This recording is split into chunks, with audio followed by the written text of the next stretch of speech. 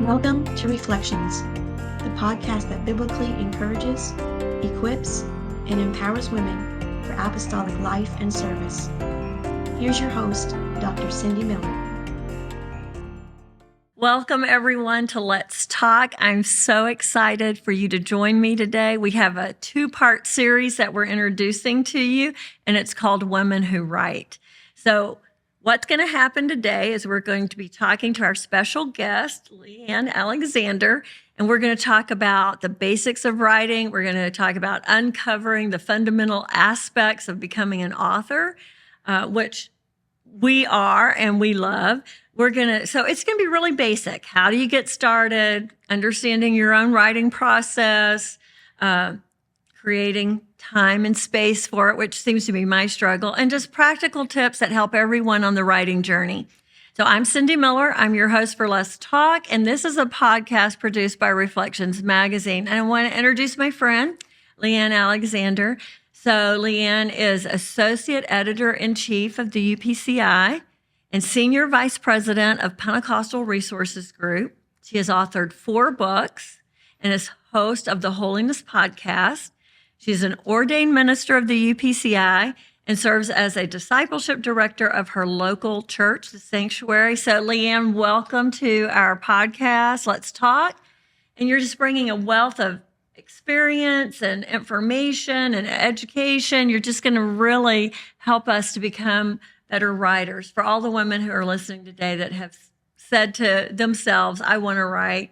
So I want to get started by you just introducing yourself and kind of sharing how you got into the field. Well, thank you so much for having me. I'm delighted to get to have this conversation. I know all of our podcast listeners and viewers are going to be blessed by this collective talk. So a fellow writer here, we'll both friends in the room chatting. We'll do that and have a good time. Honored to be part. And I do think after hearing you kindly sharing the bio, the 4 books part is probably the part that people care about, but I'll kind of back up a little earlier than that and say, how did I get started with writing? It was just kind of always one of those little interests, it's this thing that you're always like, ooh, you're a reader and you're like, man, wouldn't it be cool to do that? Maybe that was part of the story. And then for me personally, in college, you could probably have had a guest that would have said, here was my 27-step plan. It was like perfect A to Z. I didn't have that perfect A to Z. I'm in college and I changed my major so many times. I actually had to get a transcript for something a few years back. And I was like, oh, I didn't remember having that major. It was just this, I'm floating around trying to figure out. Yeah, finding yourself. Yeah, all that. And I finally go see the academic advisor and I say, I don't know what to do here. What should I do with my life? Like, how do I do this school thing? And so they run a degree audit and they say, well, actually, you have a lot of classes in English and history. And you could graduate a semester early if you just go ahead and pick English. I was like, oh, well, I like those classes. And they're kind of like, looking at me like, maybe you should put that together. Probably should take tell a you hint something. here. Yeah. And so I'm like, oh, well, let's do that. So I'd love to tell you there was this miraculous moment where I just said, I am going to be a writer. But it wasn't like that. So nothing at a camp meeting at an altar experience? It wasn't. I think that just subtly came down the road. At the time, I kind of have a personal testimony of I'm spiritually awakening about that same time. So there was a cool parallel there. But it started out just as an English major because, hey, I like those classes. Let's do that. Nothing more profound and strategic than that. And then after graduation, ended up here in St. Louis to work at the time it was Gateway, and really began to. I'm teaching English classes, so I'm starting to write a little bit. And somewhere along the way, again, I don't, a lot of people have these cool moments. I can take you to this spot where I had this moment like this. And I believe in that absolutely happens. I just didn't have exactly that. It's just, maybe I'm a slow learner, but after so long of you're getting asked to write this article and this article, you go, hey, I kind of like this. And so I just didn't have some perfect moment that was this, epiphany kind of experience. But in the process of being like, I really enjoy this. I should probably try to do this in a more excellent way. And in that process, really just making the commitment to, I want to do this in a way that blesses the kingdom. Right. And to bless the kingdom, I should probably try to do this in a way that's effective. And so that was, I kind of ended up at headquarters, and then there working directly with writers, publishing. Then, of course, that was a much more defined part of that process. Well, and it's recognizing that what God's put into you, you have something to say, Right. that you could speak it in a conference or at an event, but if you put it in an article or a book or somewhere like that, that message is going to go much further. Absolutely. So writing really does carry the gospel around the world, and in so many ways, not just a book, in so many ways. So I think we have, in my experience, Leanne, we have two types of women listening today. And that is the woman who loves to read and write, and possibly saying, I want to be a writer, and just absolutely lost and trying to find her way in the process. And then that other person who's probably a secret good writer, but feels intimidated by the whole process and thinking, who am I? I don't, what do I have to say that's going to make a difference in somebody's life? Right. And hopefully what we say today together, and hopefully conversations that the women listening will have with their friends, is that whatever we do for the kingdom, whatever we're doing to honor and glorify the Lord, I think He's going to bless it and help us. And he's in it. He's for it. Absolutely. So I want to just really spend a lot of time listening to you share, because you have so much to bring to us. So let's talk a little bit about, sometimes I can remember in grade school, so I can't remember the grade, but I can remember wanting to write from that young. Now, I didn't actually have a clue what writing involved, but I loved my Nancy Drew books, and I wanted to write a Nancy Drew type book, right? But I didn't know the process, so I'm completely ignorant of how to write a book, but I want to. Yeah. So being limited as I was, I just wrote a bunch of book titles, right? Just, so I had like all these book titles, but no book to put with it.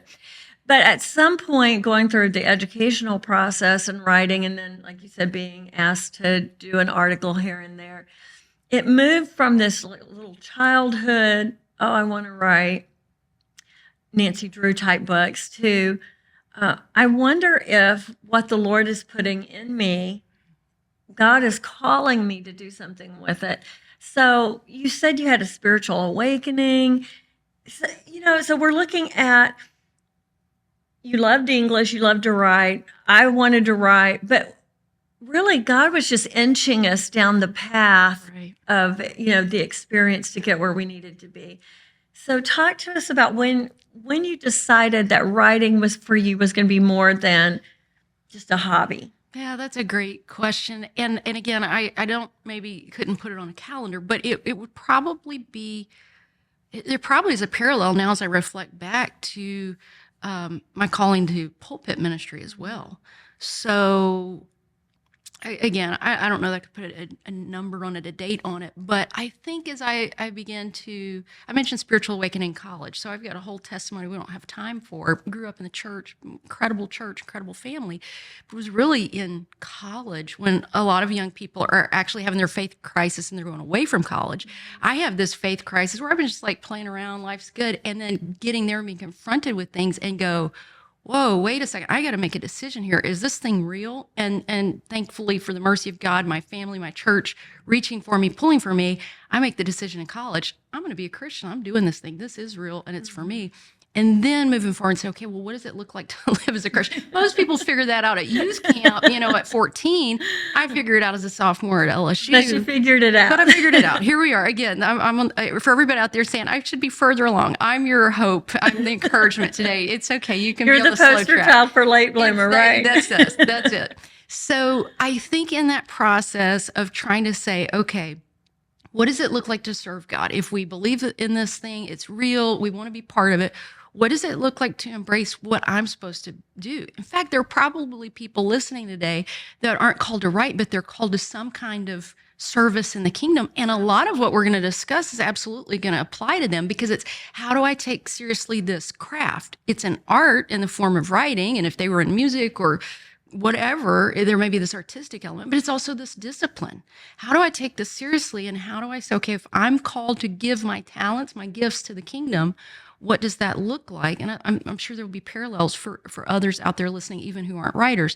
But for me, it was as I started to say, okay, how do I serve God with whatever gifts that he's put in my life? It's just really a logical question to say, well, what am I good at? What are those talents? And that process of looking into the talents, I think, as you described, it can blossom in a couple of ways. And some of it may be, I feel like he's given me ideas, things to talk about, things that need to be heard. And so for some people that outlet does look like a speaking ministry. And of course you talked about that in other episodes. But in the case of writing, sometimes it's recognizing I have this gift of communication that lends to, for readers that will, let me say it this way. You can craft messages to be heard, or you can craft messages to be read. Those two things, it's a different rhythm, it's a different sound, it's a different style, it's a different everything. And for those who are crafting messages to be read, it is a different discipline probably than thinking about in the moment as I'm preaching or speaking. That looks like one thing. When I'm writing to be read, that's a different thing. And so for me, part of that process was just saying, how can I serve the kingdom? I feel that I have this gift. Now, how do I really turn that into a discipline and create some structure to cultivate this gift, to grow this gift, to steward this gift in a way that can bless others as God directs? Well, I think most of us would like to believe that because it's a calling and God has giving me thoughts, then I just want to sit down at my computer and I just want him to whisper it all in my ear while I type it out. But it's not. It is a discipline to it. Sure, there is this creative side that needs to be released, but there is a discipline to it. So let's really get into kind of the very beginning of it, that key to unlocking your creativity, taking an idea, but also finding your voice as an author, or as you put it in one note, you said about understanding the process, right? Your own process. Yeah. I think let's start with that, finding your voice, because I think if we were, taking the spiritual context out of this conversation, if we were having a conversation about developing as a writer and what does that look like, one of the biggest things, the kind of the technical side of writing, know thy audience. That's the first and most important rule when I'm writing an individual piece. But I think even as a writer, just to understand my gift. So we have people out there that are maybe artistic and they love like the literary style and they love poetry and fiction, all of that. And I think that's beautiful, but that process and that style is different than someone who says, I feel like God's put on my heart a book on prayer or a book on spiritual disciplines or something like that. So I think getting clarity, and that's a prayerful process to say, what is the Lord prompting me to write about? Because in fact, it's so funny. We were doing a training session in-house with our editorial team earlier this week at PPH, Pentecostal Resources Group. And I just whiteboarded. I said, okay, when we're working with writers, we're doing a writer development. We're talking about doing some training for writers. It's interesting. Honestly, it slipped my mind. We were doing this podcast. So I was unknowingly doing a little pre-planning. That's right. So if we're doing writer training, what would that program look like? So for us, because our writing voice, our audience, our ministry, our purpose is creating resources for the home and the church. So it's a very specific thing. First thing we put on there is, we got to write theology and doctrine, and we got to help make sure we're growing in our understanding of the Word of God. And I think that absolutely applies for anyone out there. We want the things that we're writing to be biblically sound. But another thing I put on the board, and it's not very nuanced or sophisticated, but it's just the strength of thought. Mm-hmm. Are we thinking? Are we developing? If I mentioned burden you to write on spiritual disciplines. Are you getting into that world and immersing yourself and thinking hard about that? Because it's one level to re-say, I've done some books that honestly we don't have a book on this. So I pull together a lot of things that we all pretty much know and agree on. This is what this means, and you put it out there, and that's fine.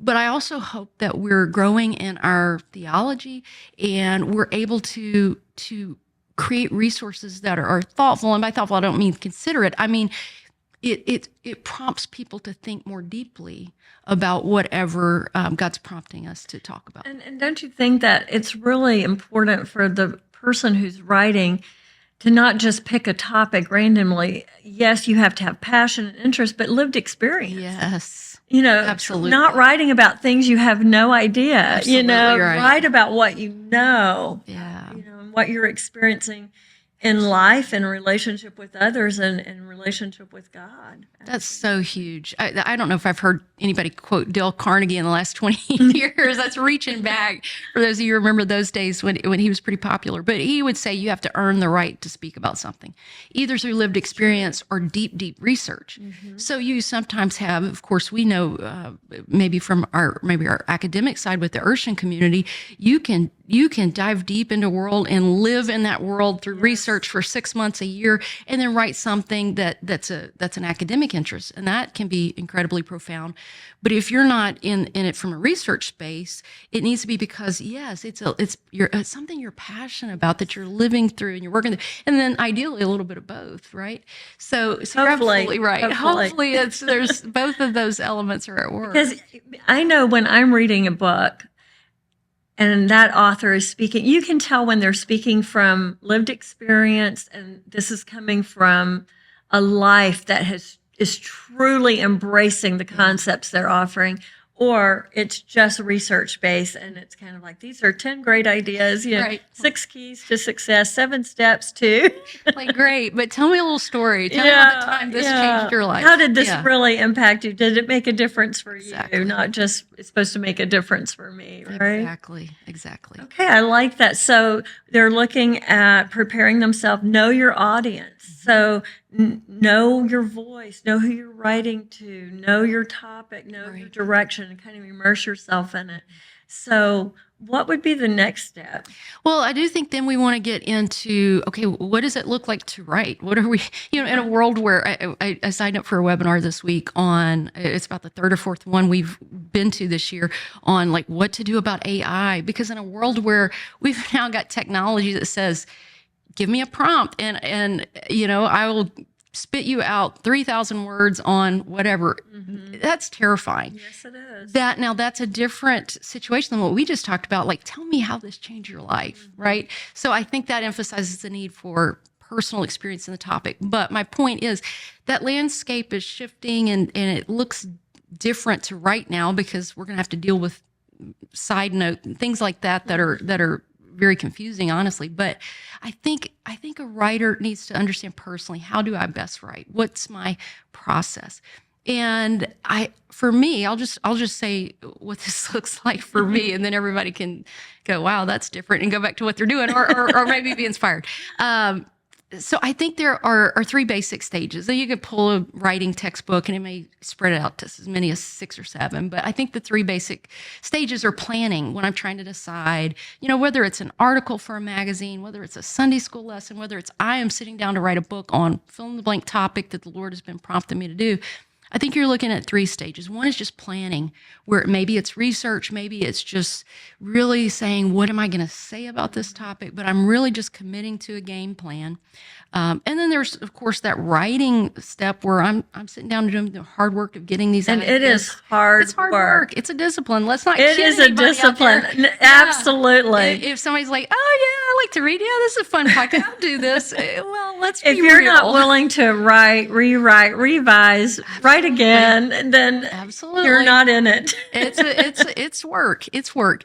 But there's that writing process. And again, depending on what you're writing, that looks differently. And then that last stage of revision, I go back through from the French word, I can't do those French R's, but to re-see something, revise, to re-see something, where I put it through a different kind of creative process where I am saying, how can this be better? Mm-hmm. And so I sometimes I ask myself, am I an editor who fancies myself a writer? Because it's 2 parts of the brain. So, and I always get mixed up. And of course, you would know from your expertise, which side's the creative side, which side's the analytical. I can never remember which is which. But that writing process and that planning process, a lot of times it's just let's I really push even to student writers in college environment. You've got to give yourself time to live in those different worlds. Absolutely. Because when I'm in that writing stage, I've got to shut down that critic who says, oh my goodness, that's not the right word there. I can't stop and get the perfect word and look at the thesaurus for 20 minutes. You need to have time in that writing stage that I'm just getting it out there. We'll come back and fix it later. The creative where you're just putting it on paper, you're just releasing it because you're definitely going to have to come back to Oh, it. absolutely. All of us do. Absolutely. There's no doubt about it. So if those are the three basic stages, what I think is so important for writers is to say, when and where do I best plan? And that's different than when and where do I best write, when and where do I best edit. Those three things may look totally different. So let's start with the planning stage. This is kind of connected to that finding your voice, finding the right topic, finding the way I'm going to communicate to people. And this is going to sound wild, depending on the project. I when I need to think, because planning is about thinking, I go to the grocery store late at night. I don't know how this started. I think I might have backed into this in college, but it's just so unlike anywhere else I am in the day. I don't cook a lot, so I don't go to the grocery store a lot. So when I go to the grocery store, it's already a different environment, right? Like, okay, I have never heard this one before. Right? I told you, it's a little different here. It is such a different world than anywhere else I am that week. And if you go late at night, it can be busy if they're restocking, but a lot of times it's pretty empty. And it's just like these many rows of just stark, different nothingness. And I will just walk up and down and, I'll like put the phone at the bottom of the purse or somewhere where I can't hear it beep. And I am just in this little unusual looking vacuum. Now, some of our ladies out there are like, they're worried. Store is not peaceful for many of you. That's the stressful part of the week. They were hoping you would say like a coffee shop. Yeah, right. The mall. Yeah, none of that. For me, you got to figure out what your grocery store is. For me, in my season of life, grocery store is like the peaceful, I'm not bothered. That's probably the opposite for a lot of our listeners. But find that your grocery store. What is the place where if you go, it's distraction free. It's unlike anything else in your week. So you're not going to be tempted to go, oh goodness, yes, I need to be thinking about, her and getting that thing taken care of. And I'll just walk up and down the aisle for a long time. I may spend a long time. And again, I'm in a season of life. I can do that late at night. A lot of people are like, what a life. How's that work? Stores open late, huh? Yeah. And I'm just thinking, I'm just trying to get things out. And so that's a big part of how I make a plan. And now the other part of that is then when it comes time to write, and there's some bleed over here, obviously. When and where do you best write? Some people, it's going to be the coffee shop. We've got folks that say, ooh, I love going to a coffee shop. That would be a disaster for me. Yeah, me too. That would not work. People are moving around, and every 6 seconds I would be looking, and there's noise. Everybody, has a different way that they think and work. And so, with students, we try to push them, understand, do you have to have noise, or will that absolutely be the worst possible thing? Do you need complete silence? I happen to know about myself. I need complete silence, stillness. And again, everybody's got a different experience. I'm just blessed in the season. I have a little room in my house. It's probably too small to call a spare bedroom, but I have this little room. And so I've turned it into a writing room. So 3 of the 4 walls I've got, in fact, if somebody walks in my house right now, they're going to think I am plotting to kidnap someone. I have it from, as high as my little small arms can reach to pretty low. I've got notes, random notes and all this stuff because logical people would probably do one book at a time, but I've got one book on this wall, one book idea on this wall, another on this wall. I love that. I've got all these notes storyboarded. And so for me, when I'm ready to write, I'm going into that room, and I know it's kind of like with personal spiritual disciplines. We people who pray effectively probably have this discipline, and they know when and where. We can all pray anytime, anywhere, but when you're committed to creating a discipline, you create a time and a place that works. Now, I take that a step further. I had a writing mentor at one time who said, if you're serious about writing, every single day, 1,500 words. Oh. Yeah, I made it about 4 days. I've never reached a point of doing that. Maybe there will be a season of my life I can. I'm not, so you can take that to extremes. I'm not there, but I do have a room. And it goes, my life goes through seasons. I have other obligations, like I'm sure all of our listeners have. So, depending on if it's a new book idea I'm doing, if it's an article or something like that, maybe I take a certain week and I focus. If it's a book, everybody else like, how long does it take to write a book? It depends on the book. It depends on the writer. And I'm sure in your case, you've had books that, you were in a season, you were in a zone. And you just jumped in and it just came together. And then there are others where you may pick up off and on for months, maybe even years. So that's one of those things about, I don't think we can put a time on it. We can't give people a formula, but I do think thinking about when and where you best plan and think, and then when and where you best sit down and put the words to paper or screen. And then that last step, being committed, that when I'm like, yay, I typed the last word, there's another step here. We really got to come back and care for that manuscript. Give yourself time. It's hard to come back to that when you just, work so hard. Now step away from it. Step away. Because you can fall in love with your own words. You can. You can. Give yourself a little time and then come back with fresh eyes where you can see it a little more objectively and really try to re-see it. I think we confuse proofreading with editing. Those are two very different things. Proofreading is something. Speak to that for a moment. Okay, so proofreading is something at the end of the line that I do, and certainly if you have it published somewhere, others will do, where you're taking I'm reading a proof. I'm taking a final version of something, and I am reading through it. And I'm going to make sure that there's nothing that's going to be a final problem. That's a very, very final step. That's proofreading. Editing, again, comes from this idea of revising, this re-seeing. I'm looking at the content, at the idea, and I am saying, what can make this better? So what we do as writers is we do the editing before we send it out. Absolutely. And if you can't do your own editing, then really looking for someone who could. And that brings me to this question. And we're going to kind of have to wrap it up in the next few minutes. But do you have a friend or someone that you say, look at this, does this make sense to you? Or do you pretty much, is it your baby and then you don't release it to the world until it's in print? As a first-time writer, I did a little bit of both. It's weird. Both have changed for me, and just part of it is the longer I've written. So early on as a writer, I was super protective because I felt super vulnerable as a new author. And it was like... Oh, it's scary. It's so scary. You're given this thing that you've poured your guts into for weeks, months. And love. And man, and I know it's not personal, but when somebody comes and says, oh, this whole paragraph just needs to be cut. Like, oh, you're ripping out an appendage of my body. Yes. And so it was really hard as a young writer to give material over for others to look at.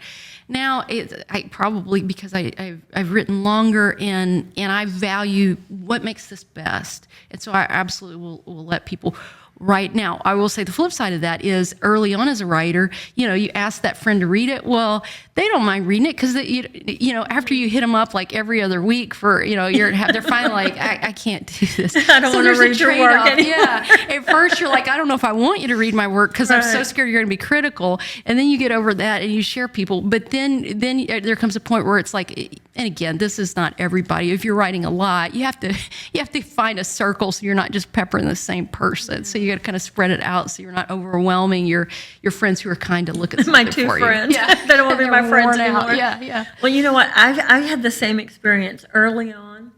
I didn't want anybody to look at it. I was so protective. Like, what was I thinking? I want it to be a book form, right? Yeah. But I don't want anybody to read my work. It didn't even make sense. Yeah. But now, I don't know if it's going through so many years and just the whole process and understanding, but now I really value the editing process. Sure. And, whereas before it was hurt feelings, what, you don't love it? Right. I love it. Yeah. And now it's like, you're right, this is. So I think that is one thing I would say to new writers is it is a gift to have someone who will speak truth. Yes. This sentence doesn't make sense. This is in the wrong place. This would sound better up here. Absolutely. Because, of course, it makes sense to me. I know exactly what I'm thinking. I read that sentence. I know exactly what it means. But being willing to trust somebody to help you make it better. That's in the same way God gives you to write. He gives other people to read it and to give ideas. So yeah, we should really let that happen. Yes. Well, give us just some last thoughts as we wrap up part one. Oh my goodness, already got us moving forward. As we wrap up today. Sure. So what do you say to new writers? So someone contacts you and they're going to, what advice? They say, I want to write. They come up to you at a conference. I want to write. Yeah. Everything you've said, what do you sum this up with? Understand your calling, what area and what ideas you want to speak to, like we talked about. work on that process, and then jump in there. Figure out your process. You're going to do that as you get started. Start writing. If you feel a passion to write, start writing. Just get started. Give yourself small baby steps. I think we'll talk in a future conversation about different outlets for writing. Many times people think writing and they automatically think book, and that's important. We'll talk about that. But nowadays there are so many different outlets with social media, with blogs, with all these kinds of things. Go ahead and set a small step as a goal and start writing toward that. Probably a book is not the very first thing you ever need published. So pick something you're passionate about, a topic you're passionate about. Begin writing and learning your process as you write, and then find a way to get that out there, a small piece, so that you can learn from the process and you can cultivate your writing style and process. And then you can move forward. So kind of like learning the process is more important than the product. That's very true. You really just need to say, let's start practicing, learning, developing process, and the product is going to take care of itself. Absolutely. It'll follow. As you strengthen your gift as a communicator, you can, I've encountered, I don't know if you've experienced this yet, I've reached that point where I look back at something I wrote early on and I'm like, oh, that's a little rough. And that's, I'm kind of joking, but that's not a bad thing necessarily. That means I've grown. So I think the important thing, like you say, is just commit yourself to jumping into the process. And you don't have to set the bar so high to get started, but move into the direction of I'm going to cultivate and steward this gifting, and then the Lord will lead and guide, and there will be other chapters down the road. I love it. Thank you so much. So I'm so glad you can be with us, and we're going to be having part 2. So in October, all of you are going to want to join us for part 2. So thank you for joining us, whether you're listening or you're viewing. We do appreciate you taking time to be with us today. Remember to subscribe to Let's Talk on your favorite podcast platform. We don't want you to miss an episode. And what we're talking about today will be in print form. Let's Talk in Reflections magazine. So if you do not subscribe, please do. And if you are a subscriber, we thank you for that. And please share it with your friends. We're going to have some great resources in the notes section, so check it out. And until next time, you just keep writing, keep developing your process, and we'll see you next time. God bless.